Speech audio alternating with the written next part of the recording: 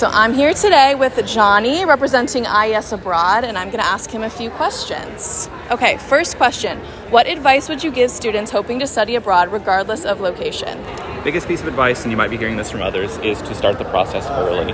Earlier you start the process, the better. Generally speaking, I usually advise about 1 year from the start date of your program that you're looking at.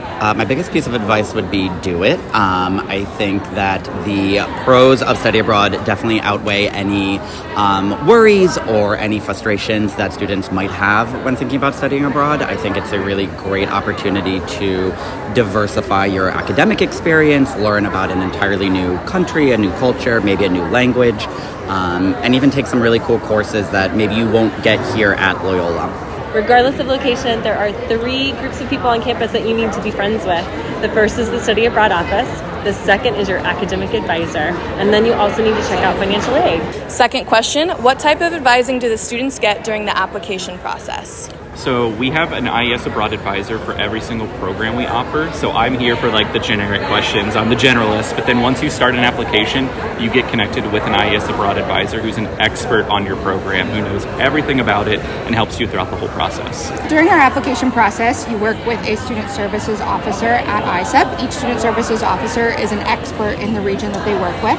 And so all of their contact information is actually public on our website, so students could reach out, email, set up a Zoom call at any point to go through that. But in addition to the advising that students get here at Loyola, our student services officers really help students break down what sites are the best fit for my goals, either academically or the experiences I'm hoping to have while I'm abroad, and kind of walk them through that. And so those student services officers are actually assigned to students from the moment they say, hey, I might be interested in ISEP, I'm not sure, all the way through the application process, the pre-departure, while they're abroad, and even when they come back as alum.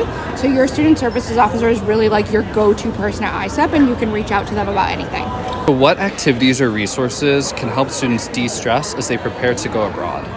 I think just doing a lot of research online about the country where you're going to be. Loyola might have a really cool academic department or a major that focuses on that country, and they might have some really cool resources available to students. Watching Netflix shows about that country or taking place in that country, I think can also be a really good option to prep you for going to spend a summer or a semester or however long in a country. Okay, this is beautiful. I'm a big fan of 2 different things. One is called the Culture Smart series, where you can actually learn information about the country where you're going.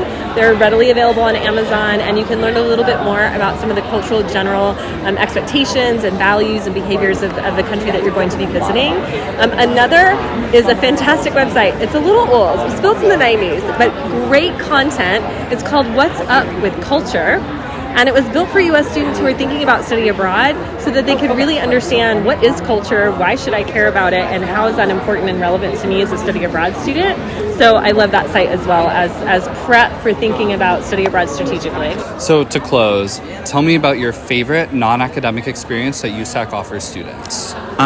So one that I really think is cool is our program in Prague takes students to the glass blowing capital of Europe, and they get to blow their own glass at this glass blowing factory, which I think is just really cool and unique. So that favorite is very hard to say. But one of the things that we do that I think is just amazing, with every single program that we have for all students, irrespective of what they're doing, we include excursions as part of that experience.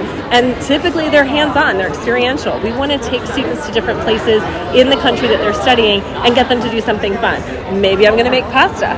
Maybe I'm going to learn salsa.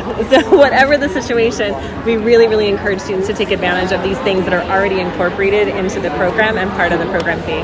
They've done cooking workshops. They've done, in Korea, it's really common to sign documents with a personalized stamp.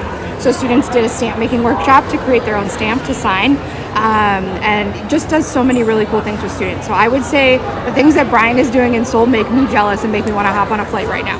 If you're interested in learning more about study abroad, feel free to visit our website at abroad.luc.edu.